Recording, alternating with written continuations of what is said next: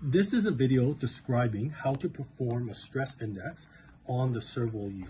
So first, we need the patient to be sedated and ideally paralyzed.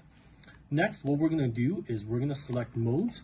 We're going to select volume control. In volume control, it's really important that we change our flow pattern to 100%. So once we're at 100%, this is a square waveform. We're going to click accept. The other thing is we want to turn flow adaptation off. We make sure all our other settings is correct and we press accept. Once we have clicked accept, there's a new window that shows up that says SI, and that's the stress index.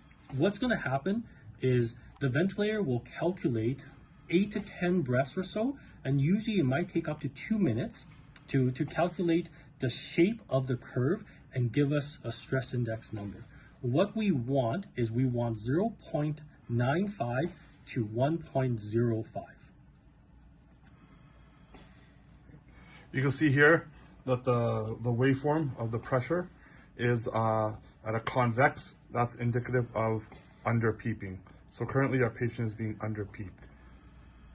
And you can also see that on our stress index number at 0.68. So we know that we need to give the patient more peep.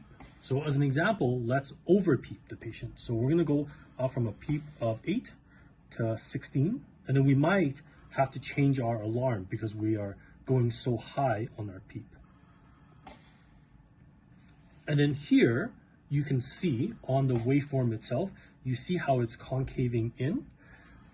And once you see this, it basically means that we're over distending the patient. And on the stress index side here, you see how there's a little asterisk. The asterisk, the ventilator is trying to recalculate that stress index number.